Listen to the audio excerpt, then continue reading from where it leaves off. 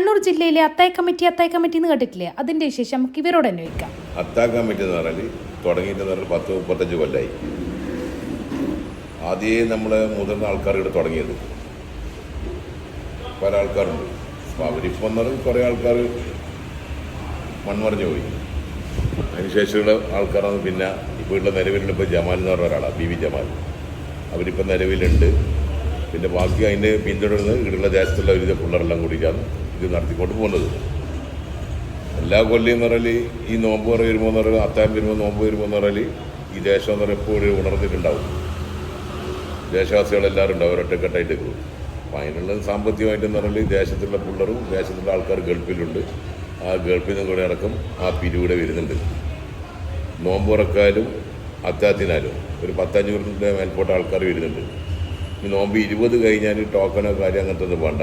അന്നേരം ഈ 500 ആൾക്കാരൊന്നുമില്ല, എത്രയോ ആൾക്കാർ വരും പല ജില്ലയിൽ നിന്ന്.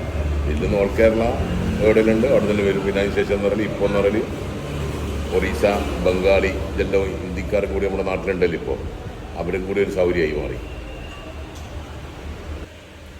ഇന്ന് ബിരിയാണി ആണെങ്കിൽ നാളെ ഇപ്പോൾ എന്താണെന്ന് പറയാനില്ല. അത് അന്നത്തെ സാഹചര്യം നോക്കിയിട്ട് നോക്കൂ.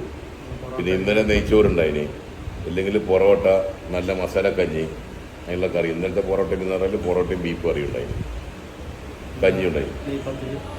ചേട്ടൻ നെയ്പ്പത്തിരി, പിന്നെ വെള്ളാപ്പം ഉണ്ടാവും, മീൻ കറി ഉണ്ടാവും, എല്ലാ മാതിരി ഉണ്ടാവും. പിന്നെ ഫ്രൂട്ട്സ്, എല്ലാ സൗകര്യങ്ങളും. ആരും വന്നൊരു ബുദ്ധിമുട്ട് ഈ ഏരിയയിൽ വന്ന ആർക്കും ഒരു ബുദ്ധിമുട്ടുണ്ടാവില്ല.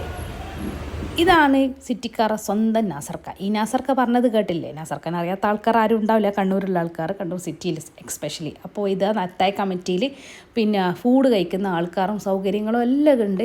അപ്പോൾ ഇതൊരു ഫ്രീ ഓഫ് കോസ്റ്റാണ്.